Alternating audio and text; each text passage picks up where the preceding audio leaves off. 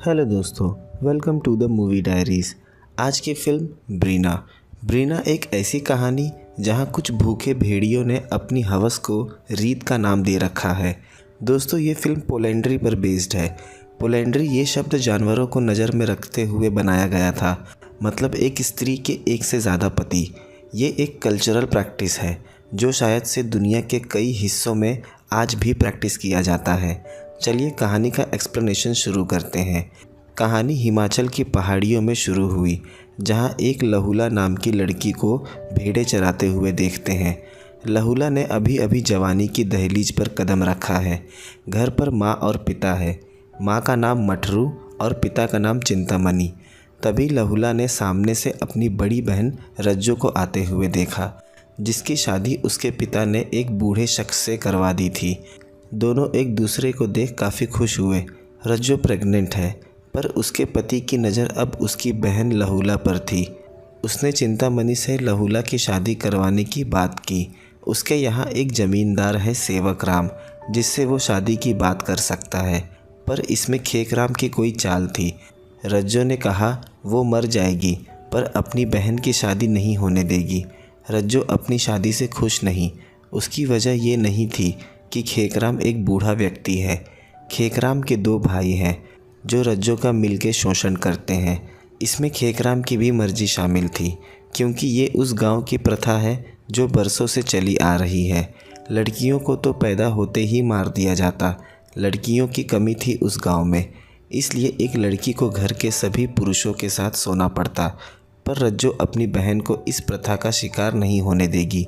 चिंतामणि के सर पर भी गांव के ज़मींदार दौलत राम का काफ़ी कर्ज था।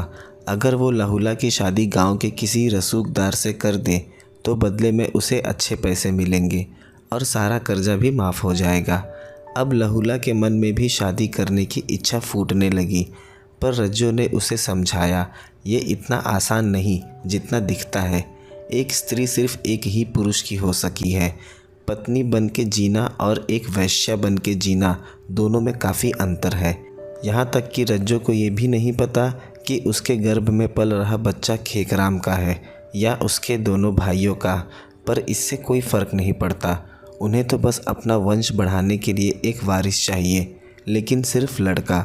रात सोते वक्त वहाँ खेकराम आ गया। रज्जो के बिना मर्जी के खेकराम ने उससे संबंध बनाया, जो कि किसी बलात्कार से कम नहीं था। दूसरे दिन मंदिर से लौटते वक्त लहुला को रास्ते में एक लड़का मिला, शिव। दोनों में बातचीत हुई। शिव जवान था और काफ़ी अच्छा भी, जिस वजह से लहुला का दिल उस पे आ गया। यहाँ हम देखते हैं खेकराम ज़मींदार सेवक राम के पास आया। उसने लहुला के बारे में उसे बताया कि वो लड़की बला की खूबसूरत है, जिसके सामने अप्सरा भी धूल चाटती नज़र आए। ये सब सुन सेवक राम के सब्र का बांध टूट गया और अब वो जल्द से जल्द शादी करना चाहता है। सेवक राम भी एक अधेड़ उम्र का व्यक्ति है। खेकराम ये सब इसलिए कर रहा था क्योंकि उसका घर ज़मीन सेवक राम के पास गिरवी थे। अगर वो लहुला की शादी सेवक राम से करवाने में सफल हो गया तो वो उसके सारे कर्जे माफ़ कर देगा। पर पहले इस बारे में खेकराम को लहुला के पिता चिंतामणि से बात करनी होगी। उसे पता है कि चिंतामणि उसकी बात कभी नहीं टालेगा, क्योंकि वो खेकराम से काफ़ी डरता है। यहाँ हम देखते हैं चिंतामणि सेठ दौलत राम के पास आया था अपनी पत्नी के जेवर लेकर, ताकि इसी तरह वो अपना थोड़ा थोड़ा कर्जा चुका दें।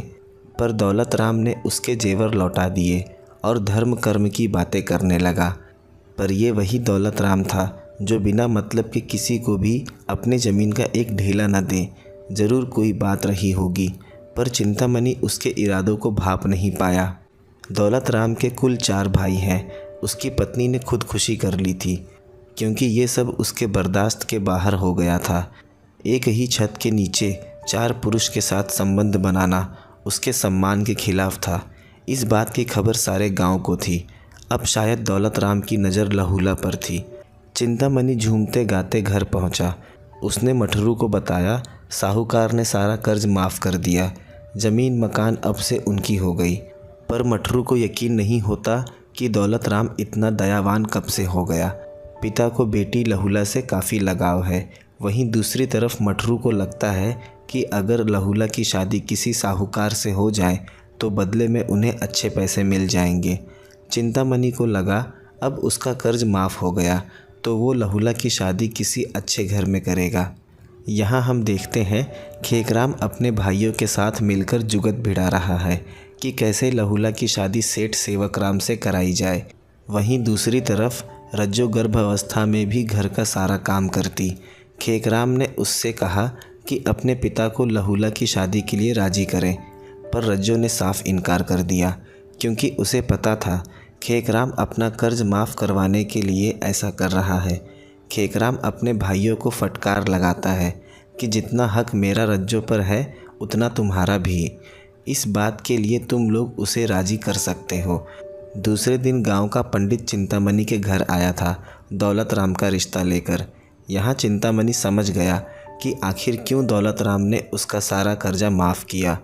पंडित ने बताया अगर उसने इस शादी को ठुकरा दिया तो बहुत पछताएगा, क्योंकि सारे गांव को खबर है कि चिंतामणि कर्ज में डूब चुका है, जिस वजह से उसकी काफ़ी बदनामी हो रही है। पर चिंतामणि दौलत राम की पहली पत्नी के बारे में सोच काफ़ी डर रहा था, पर इस बात से मटरू काफ़ी खुश थी। उसने पंडित को जल्द ही शादी की तारीख निकलवाने को भी कह दिया, पर पिता ने मना कर दिया कि इसमें इतना जल्दबाजी करने की कोई बात नहीं। उसने पंडित के सामने हाथ जोड़े और कहा कि वो इस रिश्ते को ना तो नहीं कह सकता, पर उसे सोचने के लिए थोड़ा वक्त चाहिए। दौलत राम लहुला के पिता की उम्र का व्यक्ति है। कोई भी लड़की कभी ये नहीं चाहेगी कि उसका होने वाला पति उसके पिता की उम्र का हो। यहाँ हम देखते हैं शिव और लहुला के बीच प्रेम का फूल खिलने लगा था। वो अक्सर उसके ही ख्यालों में खोई रहती।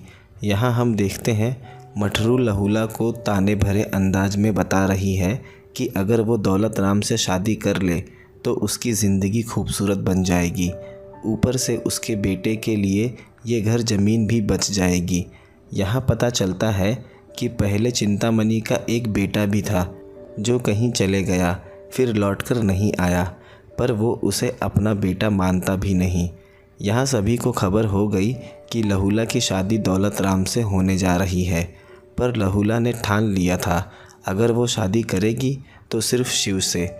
यहाँ हम देखते हैं लहुला दूसरे दिन कुछ सामान लेकर रज्जो के घर गई, पर आज रज्जो के पिता ने यहाँ आने को कहा था।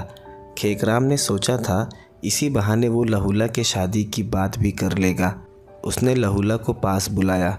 उसने बताया कि दौलत राम बीमार है और कुछ दिनों में वो मर जाएगा, इसलिए वो अपने पिता से बात करके इस शादी का प्रस्ताव ठुकरा दे। यहाँ खेकराम अपनी दाल गलाने में लगा था, क्योंकि अगर उसकी शादी सेवकराम से नहीं हुई तो घर ज़मीन सब कुछ चला जाएगा। यहाँ रज्जो ने लहुला और शिव को साथ देख लिया। रज्जो को लगा अगर शिव ने लहुला से शादी की तो इसे भी अपने भाइयों के बीच बांट देगा, पर शिव इस प्रथा को नहीं मानता और वो इसी वजह से अपने परिवार से भी अलग हो गया। अब रज्जो को भी यकीन हो गया कि शिव लहुला के लिए ठीक है। रज्जो ने कहा कि वो दोनों मंदिर में शादी कर ले, पर लहुला अपने माता पिता के मर्जी के खिलाफ जाकर कभी शादी नहीं करेगी। ये बात रज्जो को भी पता थी कि फिर तो उसके माता पिता उसकी शादी शिव से कभी नहीं होने देंगे। यहाँ हम देखते हैं दूसरे दिन मटरू दौलत राम के घर गई और हाथ जोड़कर उससे प्रार्थना की कि जल्दी से वो उसकी बेटी लहुला से शादी कर ले, क्योंकि इस रिश्ते से किसी को कोई दिक्कत नहीं। उसने झूठ कह दिया कि इस रिश्ते से लहुला को भी कोई तकलीफ़ नहीं। ये सुनकर दौलत राम काफ़ी खुश हो गया और उसने जल्द ही शादी की तारीख निकलवाने की बात कह दी। शाम उसने अपने पति चिंतामणि को ये बात बता दिया कि आज वो दौलत राम के पास रिश्ता फिक्स करके आ गई। ये सुन चिंतामणि काफ़ी गुस्से में आ गया, क्योंकि मटरू को लगता है कि उसका पति किसी काम का नहीं। शाम वो बैठकर पत्नी की ही कई बातों को सोच रहा था और गुस्से में उसने पत्नी मटरू को सेक्सुअली असॉल्ट किया। यहाँ हमें पता चला कि मटरू भी इस गांव की प्रथा का शिकार हुई थी। जब वो शादी कर आई थी तो उसे भी चिंतामणि के 3 भाइयों के साथ हम बिस्तर होना पड़ा था। उस वक्त तो चिंतामणि ने उसकी जरा सी भी नहीं सोची, पर आज जब बेटी पर बात आई तो उसके भीतर इंसानियत जाग उठी। चिंतामणि अपने बेटे से इसलिए नफरत करता है क्योंकि उसे पता है वो उसका बेटा नहीं है जो उन्हें छोड़कर चला गया, क्योंकि 2 लड़कियां होने के बाद ही चिंतामणि को लकवा मार गया और वो बच्चे पैदा करने में सक्षम नहीं। वो लड़का उसके भाइयों में से किसी एक का था। दौलत राम काफ़ी खुश था शादी को लेकर, पर चिंतामणि इस रिश्ते से खुश नहीं। घर ज़मीन को बचाने के लिए उसे कदम उठाना पड़ा। लहूला न चाहते हुए भी इस शादी को करने के लिए मजबूर है। दौलत राम को घर पर देख रज्जो को काफ़ी गुस्सा आया। उसने इस बात को लेकर अपने माँ बाप को काफ़ी खरी खोटी सुनाई कि वो लहूला के साथ भी वही करने जा रहे हैं जो उन्होंने रज्जो के साथ किया। उसने बता दिया कि लहूला की ज़िंदगी में कोई है, पर पिता के पूछने पर लहूला ने साफ इनकार कर दिया। यहाँ लहूला और दौलत राम की शादी को लेकर खेकराम काफ़ी परेशान बैठा था। तभी वहाँ सेवक राम आ गया और उसने खेकराम को मारना शुरू कर दिया, क्योंकि उसे भी लहूला के शादी की खबर लग गई थी। सेवक राम ने कहा अगर उसकी शादी लहूला से नहीं हुई वो सब कुछ बर्बाद कर देगा, यहाँ तक कि वो खेकराम की घर ज़मीन भी ले लेगा और तीनों भाइयों को जान से मार देगा। अब खेकराम के पास एक ही रास्ता है, वो जल्द से जल्द उसकी शादी लहूला से करवा दे। खेकराम गुस्से में चिंतामणि के घर गया और चिंतामणि को धमकाने लगा कि उसने उसकी पसंद से रिश्ता क्यों नहीं चुना।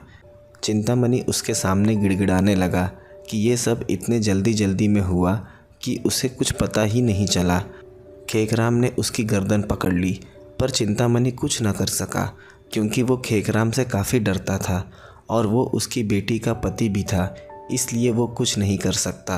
पर यह सब देख रज्जो ने खेकराम को धक्का दे दिया, क्योंकि आज उसकी लालच इतनी बढ़ गई कि वो उसकी बहन का सौदा करने उसके घर तक चला आया और पिता की गर्दन पकड़ ली। उसके बाद खेकराम वहाँ से चला गया। यहाँ हम देखते हैं लहूला की शादी होने लगी। यहाँ खेकराम को उसके भाई ने बताया कि सेवक राम गुस्से में लहूला की घर की तरफ जा रहा है, यहाँ तक कि उसके हाथ में एक बंदूक भी है। उन्हें इस बात का डर था कि वहाँ रज्जो भी है, अगर उसे कुछ हो गया तो उनका वारिस भी चला जाएगा।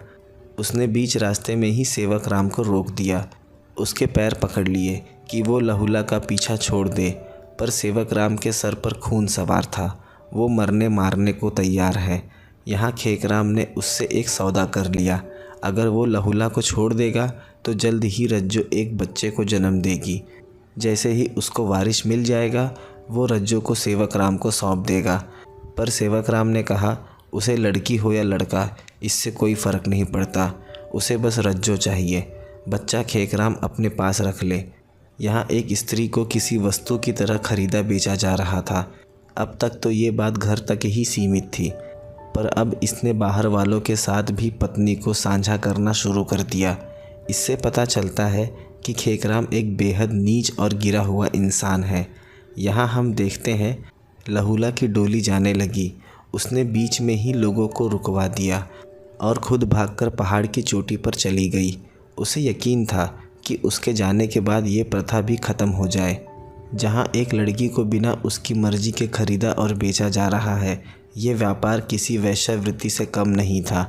लोग बेटियां तो चाहते नहीं, उन्हें मार देते हैं, पर उस गांव में हर एक पुरुष वासना से भरा हुआ है, जहाँ एक स्त्री की आबरू लूटने के लिए कई पुरुष तैयार खड़े हैं। उसके बाद उसने उस पहाड़ी से छलांग लगाकर जान दे दी। उसे देख शिव भी पहाड़ी से कूद गया और दोनों की मौत हो गई। दोस्तों, जैसा कि मैंने बताया कि पोलेंड्री एक कल्चरल प्रैक्टिस है जो शायद से दुनिया के कई जगहों पर आज भी किया जाता है। उसमें से पहला देश है भारत। यहाँ काफ़ी ज़्यादा ट्राइब्स ऐसे हैं जो आज भी पोलेंड्री प्रैक्टिस करते हैं। नॉर्थ इंडिया में कुछ जगह ऐसी हैं जैसे जॉन सार बावर और किन्नौर। वहाँ के रहने वाले ट्राइब्स इस प्रथा को सही ठहराते हैं। उनका मानना है कि वो एक परंपरा को आगे बढ़ा रहे हैं। उनके अलावा नीलगिरीस की टोडा ट्राइब भी इस प्रथा को फॉलो करते हैं। साउथ इंडिया में भी कुछ ऐसे ट्राइब्स हैं जो पोलेंड्री प्रथा को फॉलो करते हैं। 1988 में तिब्बत यूनिवर्सिटी द्वारा तिब्बती परिवारों का एक सर्वे किया गया, जिसमें उन्होंने पाया 13% लोग पोलेंड्री प्रथा को फॉलो करते हैं। केनिया में काफ़ी ऐसे मामले सामने आए, वहाँ रहने वाली मसाई ट्राइब्स भी पोलेंड्री प्रथा को फॉलो करते हैं। साउथ अमेरिका में रहने वाले ट्राइब्स बोरोरो, टूपी कवाहिब भी इस प्रथा को मानते हैं। नाइजीरिया से लेकर चाइना के अलग अलग हिस्सों में इस प्रथा को फॉलो किया जाता है। ज़्यादातर तिब्बत और नेपाल के हिस्सों में ये मौजूद है। यदि परिवार गरीब है और पिता अपने 4 बेटों में अपनी संपत्ति को नहीं बांट सकता तो वो अपने एक बेटे की शादी करवा देता है, पर बाकी के 3 बेटों का बराबर हक उसकी पत्नी पर होता है। दुनिया में कई संस्कृति और धर्म ऐसे हैं जो इस आदत का समर्थन करते हैं। हालांकि एक पुरुष की एक से ज़्यादा पत्नियां रखने वाली बात कोई नई नहीं है। इतिहास उठाकर देख लिया जाए तो पता चलता है कि ऐसे कई राजा महाराजा हुए जिनकी एक से ज़्यादा पत्नियां थीं, जो कि हमें एक सामान्य सी बात लगती है, पर एक स्त्री के एक से ज़्यादा पति ये थोड़ा असामान्य सा लगता है। जाहिर सी बात है, लगना भी चाहिए। ये लोगों के बिलीफ और मानसिकता पर डिपेंड करता है। लोग जब तक पुरानी धारणाओं के जाल में फंसे रहेंगे तब तक ऐसी कल्चरल प्रैक्टिस होती रहेंगी। दोस्तों, अगर कहानी पसंद आई हो तो वीडियो को लाइक, शेयर और चैनल को सब्सक्राइब करना ना भूलें। मिलते हैं अगले वीडियो में एक नए एक्सप्लेनेशन के साथ।